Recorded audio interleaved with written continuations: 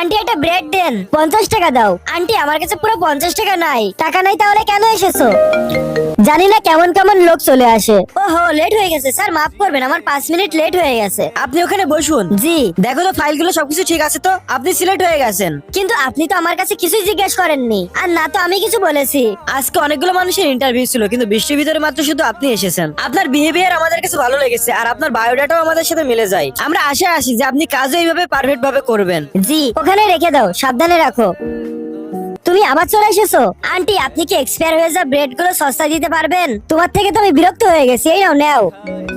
হ্যাঁ বাবা। মা, তোমার ইন্টারভিউ কেমন ছিল? অনেক ভালো ছিল বাবা, আমার সিলেকশন হয়ে গেছে। এখন থেকে আমাদের সবকিছু ভালো হবে বাবা। কিছু খাইছিস মা তুই? হ্যাঁ, এই তো ব্রেড খাচ্ছি। বেশি খাস না, নয়তো আবার মোটা হয়ে যাবি। আচ্ছা, মোটা হবো না। আচ্ছা বাবা, রাখতেছি। আরে শোনো, এটা ডেটও এক্সপায়ার হয়ে যাচ্ছে, এটা তুমি রেখে দাও। আরে বোন, এই দুধটা তো আমি আপনাকে কিছুক্ষণ আগে দিলাম।